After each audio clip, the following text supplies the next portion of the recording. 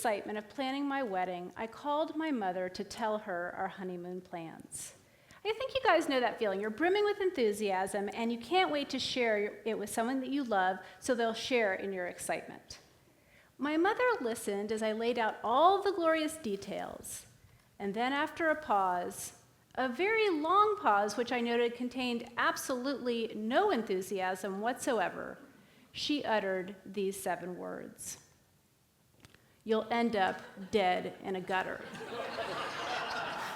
Now, while no bride wants to hear such a thing days before her wedding, I can't say I was all that surprised.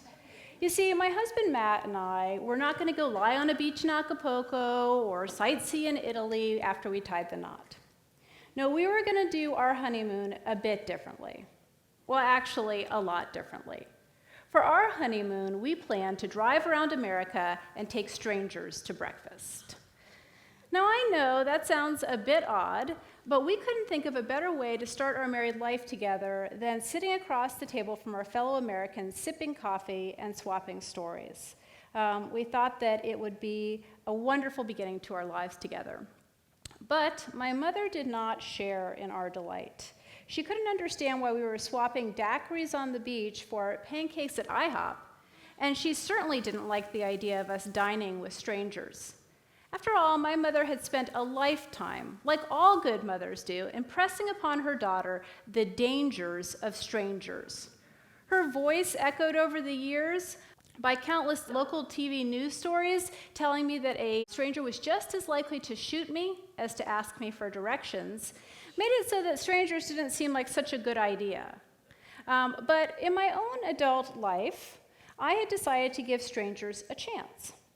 When I was sitting on the bus, I would try and strike up a conversation with the person next to me. Or when I was out with my dog would enthusiastically greet another dog. I would try and be enthusiastic about the human on the other end of the leash. And I am that increasingly rare neighbor that when I move into your neighborhood, I'm actually going to knock on your door and introduce myself. And you know what? Every time I've interacted with a stranger, good things have happened. And so it was that I found myself out to breakfast with Matt, and we spied a stranger, much like this guy, sitting by himself.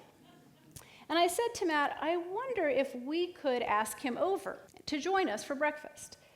Matt, having always been the more sensible of the two of us, raised an eyebrow and said, "You know, Courtney, normal people don't do things like that. We could really freak that guy out." And so we left. But the story didn't end there. Several weeks later, serendipity stepped in. We were at the counter of our favorite breakfast spot when we struck up a conversation with the guy sitting next to us. And that stranger changed our lives. You see, we were sitting next to a dreamer, a big dreamer who was taking a break from his ritual of working on his sailboat on Saturday mornings to come and have breakfast. He hoped one day to sail that boat around the world. That story was incredibly inspiring for us, and it made us realize just how many stories there are out there, how few of them we know because we're afraid of one another. Now, it didn't take long after that for me to convince Matt to place an ad on Craigslist asking people to tell us in 500 words or less why we should take them to breakfast. I remember that day very well. We sat down at the computer and we crafted our invite and we hit the send button. And we sat there and we wondered, would anyone take us up on this quirky adventure? And they did. Over the course of the next 6 months, we took about half a dozen strangers out to breakfast. And it was great. But then our idea got bigger. When we decided to get married, we also decided, why not take strangers to breakfast all across America and see what we might find. In doing that, we set up a kind of a course of action where we were taking a leap of faith with one another, but also with our fellow Americans. So one thing we did was we took all the stuff out of our 3-bedroom house and we put it into storage. We crafted a unique wedding registry that had gifts on it like motel cards, gas cards, things like that. And then we launched a successful Kickstarter project in which we asked strangers to fund strangers taking other strangers to breakfast. And along the way, word of our story spread. And you know what? Despite all the fear out there, people seemed to really like our idea. Before we even left Portland, we had 1,000 emails in our inbox wishing us well and asking us to join them for breakfast. On July 19th, 2012, we got in our 1997 Ford Aerostar van, a golden van which we nicknamed the USS Pancake, and we began our journey. We decked it out with all kinds of fancy logos that we had designed and adorned it with this license plate, BWS50, shorthand for Breakfast with Strangers, 50 meals across America. Now, my mother, who with heavy heart realized that her daughter was actually going to go through with this crazy idea, said that she could only give us her blessing if I promised her 3 things. 1, that we would stay well within cell phone range and off the back roads. 2, that we would never go to a stranger's home. And 3, and most important to her, that we would never let a stranger cook us breakfast, lest they poison us. Now, while I made those promises to my mother in good faith, I ended up breaking every single one of them with our very first breakfast guest, John W. You see, John is a rancher in eastern Oregon, and his house is down a 13-mile-long dirt road. And he didn't have time to meet us in French Glen for breakfast, so we had to go to him. And he wouldn't hear of us bringing food from town, and so he cooked us breakfast. Now, despite having a lot of preconceived notions about ranchers, I had actually never met one. And so Matt and I sat down for 3 hours with John, his wife, and his 2 incredibly well-behaved children, and we learned a lot about this man. The thing that struck me most was what a Renaissance man John is. John can do everything from create computer programs to fly helicopters to reset his own dislocated knee in the field.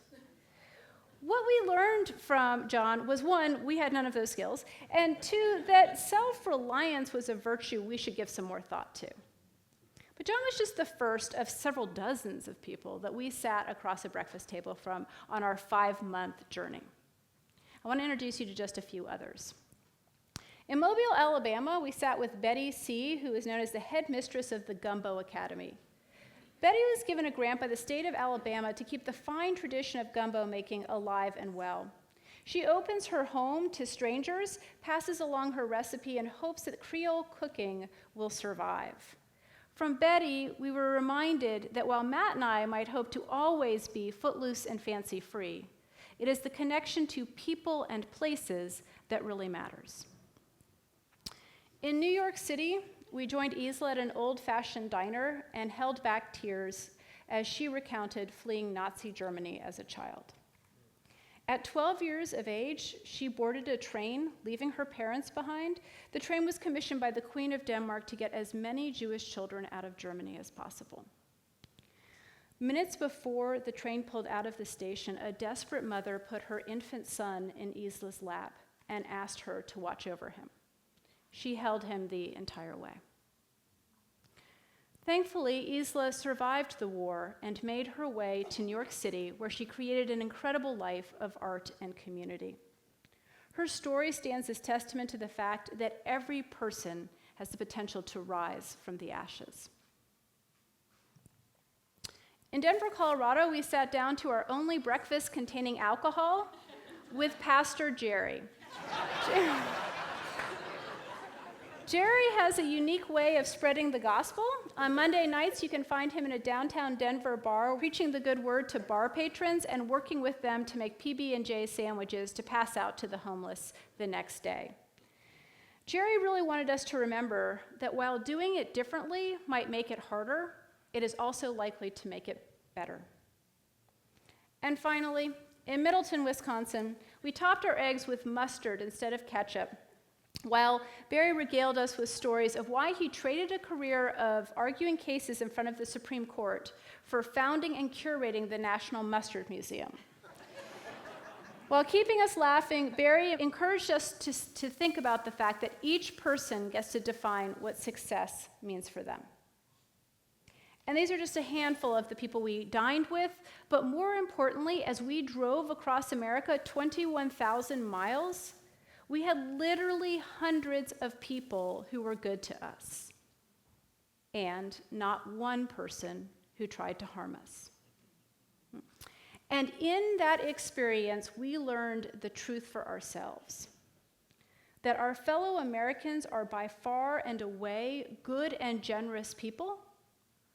While on our trip, we had people open their homes and share their food, pass along their prayers, encourage us to buy breakfast with their money for the next stranger down the road that they would never meet, and even pull us over on the highway to give us a hug.